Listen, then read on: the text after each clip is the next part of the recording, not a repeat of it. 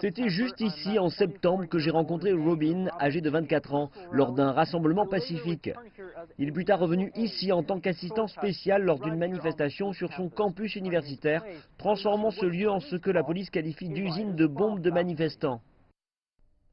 Robin a accepté de me parler à nouveau non loin de la station de métro de Uamun pour notre seconde conversation enregistrée. Il porte désormais un masque et s'habille en noir pour marquer son soutien aux manifestants, dont ceux qui deviennent extrêmement violents.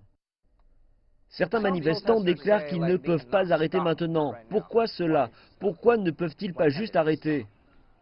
Seulement si le gouvernement arrête, et si la police arrête, alors ils pourront arrêter. Mais la Constitution donne le pouvoir à la police d'interférer avec des rassemblements non autorisés, n'est-ce pas? Mais si c'est dans l'université, qui peut dire si c'est un étudiant ou non? Si vous tentez d'entrer, tentez d'interpeller, tentez d'enquêter, vous devez suivre la procédure, suivre les étapes. Si vous avez un mandat pour arrêter, pour chercher, alors vous pouvez entrer. Et personne ne peut vous en empêcher. Mais dans le même temps, si les étudiants continuent de vous empêcher d'entrer, alors c'est leur faute. Mais d'abord, ils doivent avoir un mandat. Et concernant la marche du 1er octobre qui a été interdite par la police? C'était en septembre, je crois. Il y avait une manifestation qui n'a pas été interdite par la police, je crois. Et qu'en est-il des manifestations qui étaient interdites, où la police a arrêté des gens? Là, je dois apporter une observation intéressante. D'abord, en septembre, les manifestations avaient lieu ici, dans le parc où nous nous trouvons maintenant. La police a autorisé les manifestations durant 2 heures. Mais au cours de la première demi-heure, la police a soudain commencé à arrêter les gens. Même si la police est d'accord ou pas avec les manifestants, ils continuaient d'arrêter les gens. Donc, ils n'en avaient rien à faire. C'est pour cela qu'ils sont restés à l'extérieur.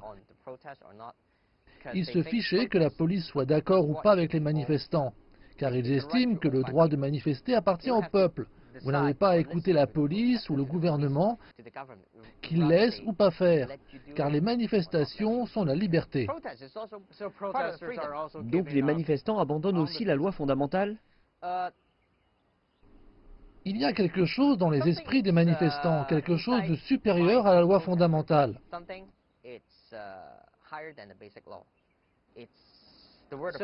Donc les manifestants s'estiment au-dessus de la loi. La situation est qu'il faut demander clairement les choses. Beaucoup d'étapes de ces manifestations sont contraires à la loi. Mais ils continuent car ils estiment qu'ils recherchent quelque chose de supérieur à la loi fondamentale, qui est la liberté, comme protester en tout temps dans n'importe quelle situation.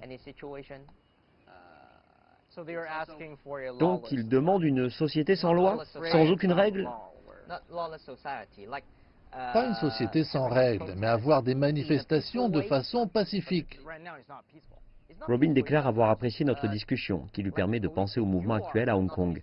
Il m'a également dit qu'il n'osait plus s'habiller totalement en noir en marchant seul, car il pourrait se faire attaquer dans la rue, car la couleur noire est de plus en plus associée à la violence.